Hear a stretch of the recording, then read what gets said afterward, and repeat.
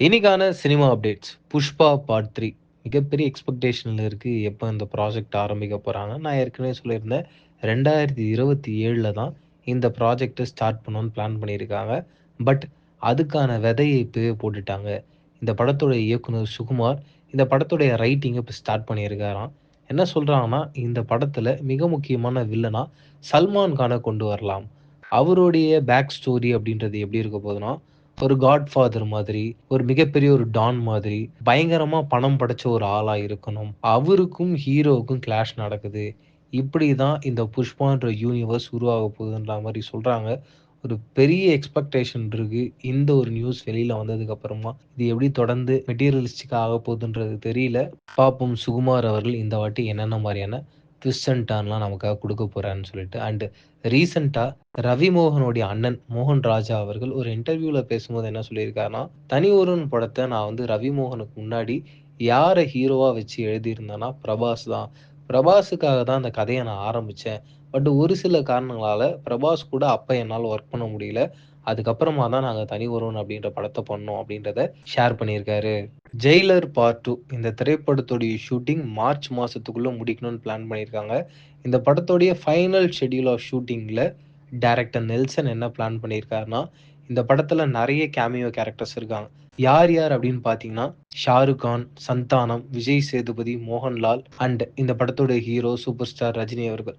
இவங்க எல்லாருமே சேர்ந்து ஃபைனலா கிளைமாக்ஸ்ல ஒரு என்ட்ரி குடுக்குறாங்களாம்.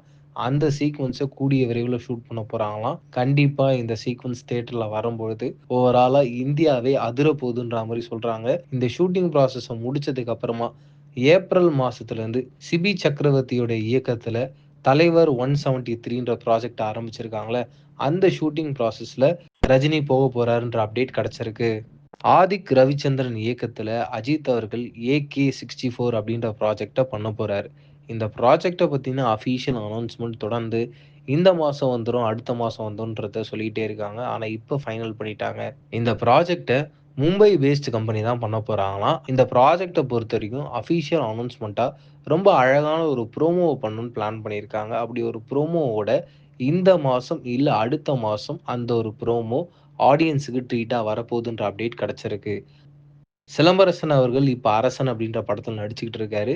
இந்த படத்துல நடிச்சுக்கிட்டு இருக்கும்போதே, கூடுதலா அவர் என்ன பிளான் பண்ணியிருக்காருன்னா, ஏப்ரல் மாசத்துலருந்து அஸ்வத் மாரிமுத்தோட இயக்கத்துல ஏஜிஎஸ் உடைய புரொடக்ஷன்ல ஒரு படத்துல நடிக்க இருக்கன்ற ரொம்ப அழகான ஒரு ப்ரோமோவ ரிலீஸ் பண்ணாங்க. அந்த படத்தோடைய ஷூட்டிங் ப்ராசஸ் ஸ்டார்ட் பண்றாங்க. அண்ட் இந்த படத்தோடைய ஷூட்டிங் இந்த வருஷம் எண்ட் வரைக்கும் நடக்குது. இந்த ஷூட்டிங் ப்ராசஸ முடிச்சதுக்கு அப்புறமா சிலம்பரசன் ஏ.ஆர். முருகதாஸ் கூட இணஞ்சு பயங்கரமான ஒரு ஆக்ஷன் படத்துல நடிக்க போறாருன்ற அப்டேட் கிடைச்சிருக்கு. அண்ட் ரீசென்ட்டா ஏ.ஆர். முருகதாஸ் அவர்கள் ஒரு ஒன் லைன எஸ்டிஆர் கிட்ட சொல்லியிருக்காரு. அது ரொம்பவே புடிச்சிருக்காம். பட் வெயிட் பண்ணி பார்க்கலாம்.